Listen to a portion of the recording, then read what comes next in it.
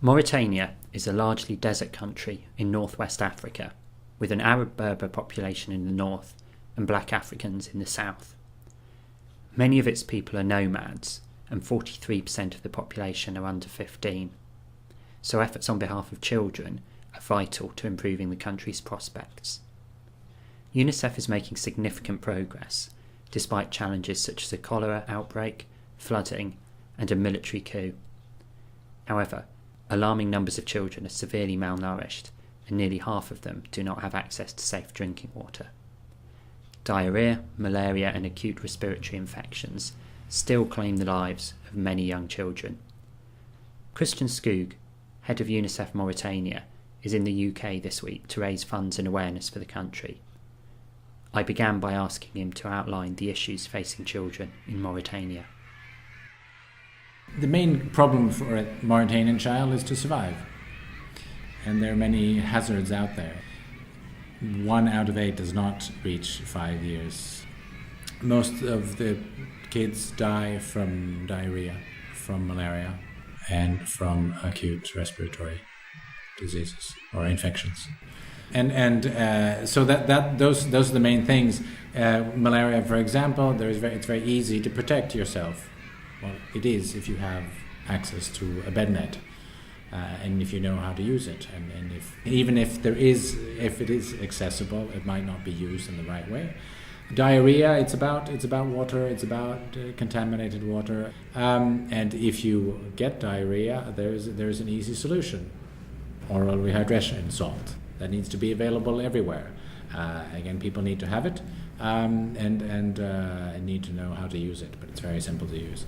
Then it's about going to, if you survive to your first 5 years, you need to go to school. And people want to go to school, and in general, through the hard work of many people in UNICEF and in the governments and in other organizations, we've gotten to a level where almost everybody starts school in Mauritania. Girls and boys.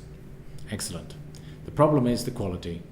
That actually seems to be going down. You have teachers that are not motivated, school books that are out of date or not even existent, and so that needs to be improved. Sometimes distance is a problem. You might have a primary school next to or in your village, but not a secondary school, so you stop after primary school. It's on a small scale, but still UNICEF has supported transportation of girls to go to school. Just get some bus operating to collect all the girls to go to school, to encourage and to show that, well, if the means are there, we can actually, they can go. And it's not really a discrimination like in many other countries where girls are considered less valuable and therefore no. Then there are other hazards. Mauritania has seen a very rapid urbanization, going from a country that was 30, 40 years ago completely rural, with nomadic populations roaming the deserts. Now they're all coming into towns that are growing tremendously, but the services to help them are not keeping up. You might have the same service, but you can't cater to 1,000 people when you're supposed to cater to 100. And with the rapid urbanization, like in many other countries in the north or in the south, you get people that don't quite make it, and so they become beggars, or the street children is an issue. People resort to crime, petty crime, but then that turns into a negative spiral, and they don't get out of that. And then the law, while in Mauritania officially it takes into account children and caters to their needs, in real practice it's hard to make sure it applies, that they are treated as children.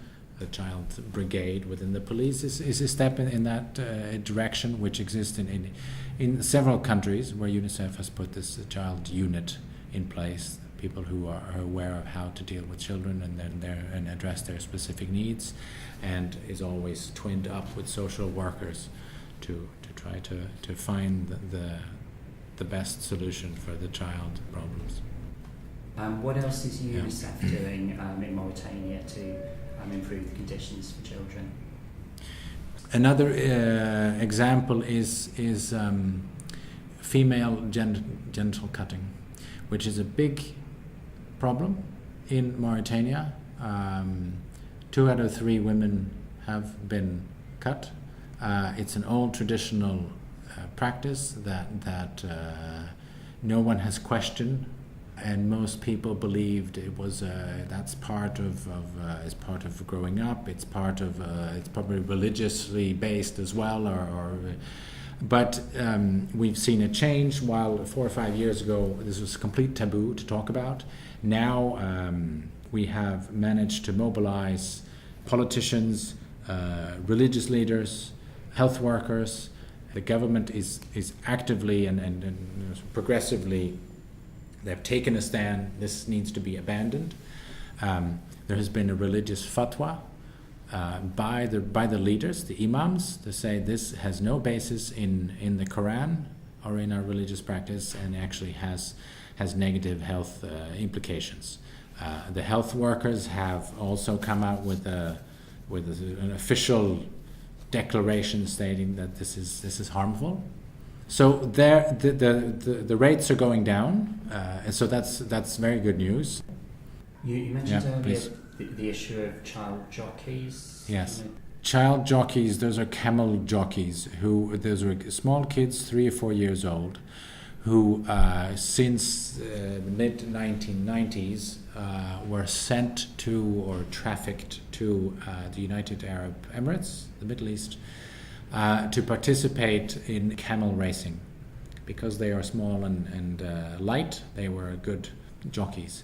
Through UNICEF's work in the Middle East to advocate against this practice of using children as jockeys was banned in the United Arab Emirates in 2005. And a program to return all of these children to their home countries and communities was begun. In the case of Mauritania, we are talking about 450 children who were trafficked and who are now almost all back in Mauritania.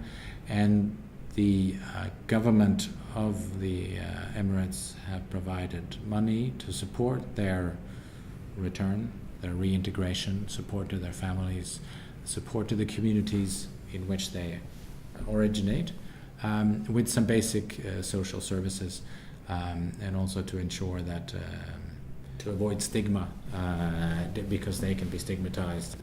So that's the main issue of the child jockeys. Again, it's outlawed, so it's we're at the positive end of things at the moment. Okay, and just broadly, what are your hopes for the future for Mauritania and its children? We're always optimists in UNICEF, and so we have high hopes. Mauritania and their children are not on track, unfortunately, to achieve most of the Millennium Development Goals, especially related to child health, like mortality and maternal mortality. So my hope is that we will be able to mobilize in Mauritania the authorities and the other stakeholders, the international the organizations and donors, to all work in the same direction to really accelerate the assistance and to try to achieve the Millennium Goals, and even if it's not by 2015, that it won't be long after, because the Mokhtars and the Mariams of Mauritania deserve it, and they have the right to a healthy upbringing and development and a full life and dignity. This is Andy Brown reporting for UNICEF UK.